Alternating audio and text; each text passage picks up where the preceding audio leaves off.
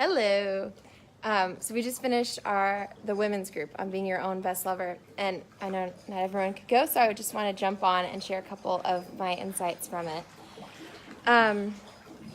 So the first thing is why does it even matter to be your own best lover? Why does it matter? And the thing that I was realizing is, and this is for women, but I'm sure it's true for men too, but I can only speak from a woman's perspective, is that we are raised on a diet of putting our power on men. Is the movies we watch, like Sleeping Beauty, she's just sound asleep until he kisses her awake. Or Cinderella, her life only begins when she meets a man. And so it's we are inundated with all of these messages that our happiness, our joy, our aliveness only comes when we get a man involved. And that's just even though consciously we probably don't believe that, we know it's bullshit, but it still impacts us subconsciously. At least I can say for me, it definitely still impacts me. If you have ever put your worth on whether a man is texting back, or if he remembered your birthday, or if he, took you out on a nice date, then that's what we do, is we just are trained to put our self-worth on a man's behavior.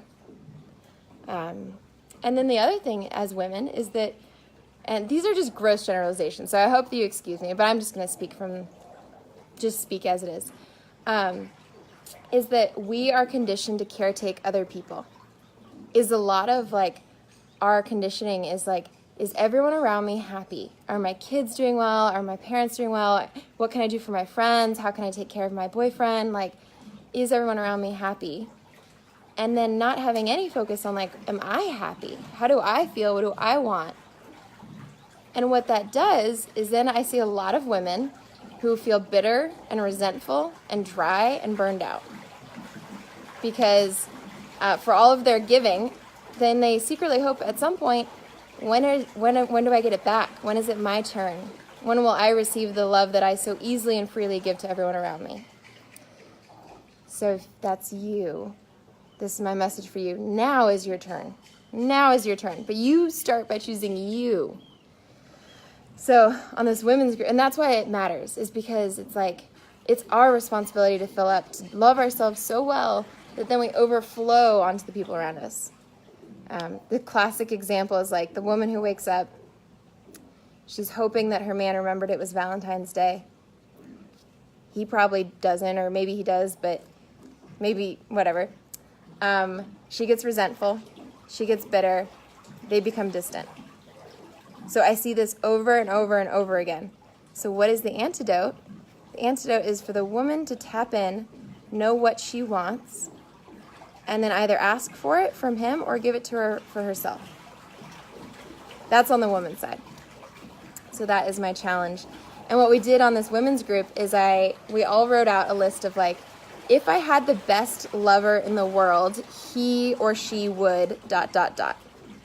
And then write a list of 10 things that person would do. And the more specific, the better. So for example, on my list, it's buy me fresh flowers, organize my room, tell me that I'm beautiful, write me a poem. That one kind of surprised me, but I liked it. And so you write out this list of 10 things. Hasna, I love what you said. It's important to be clear about your needs while not being attached to the outcome. Yes, so good. Very true. So we wrote out this list of 10 things. If I had the best lover in the world, he or she would ... 10 things. And share them and inspire each other.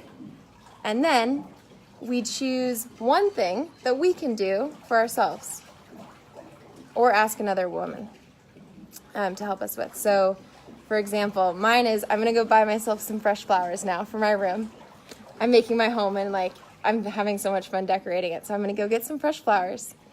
And then I'm going to write a poem for myself, which feels so vulnerable. It's so vulnerable, too, to love ourselves in that way.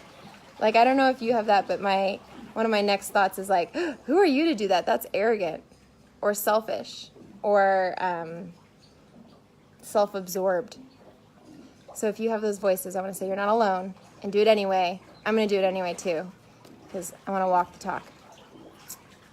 Douglas says, don't blame him, You are the antidote. That's a good one. I like it. It's like anytime we're blaming him, we have given our power away to him. We have made him responsible for our happiness instead of taking it, owning it, and then guiding him. Yeah. So, one thing I want to say though, self-love does not mean isolation. So one of the amazing women on the call was like, I want to love myself so well that I don't crave a man's love, but I don't know how. And I'm like, that is not the goal. That's not the goal.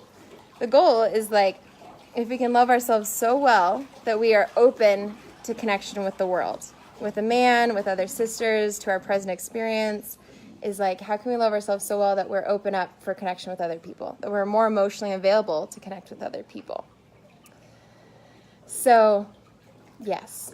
And I'm like, self-love does not work like an ingrown hair, where it's just like all about me all the time. It's just like, how do we take care of ourselves enough so that we can open our hearts for other people? And then our men can become icing on the cake instead of the whole meal. All right. So my Valentine's Day 2 cents. And my hope for you is that you take exquisite care of yourself. Give yourself exactly what you want. And spend the time thinking what we want. And I'll let you know how it goes. I'm going to go take myself on a date now. And I will let you know how it goes. And let me know, share below, like what resonates and what can you do for yourself today to be your own best lover. All right, lots of love. Bye.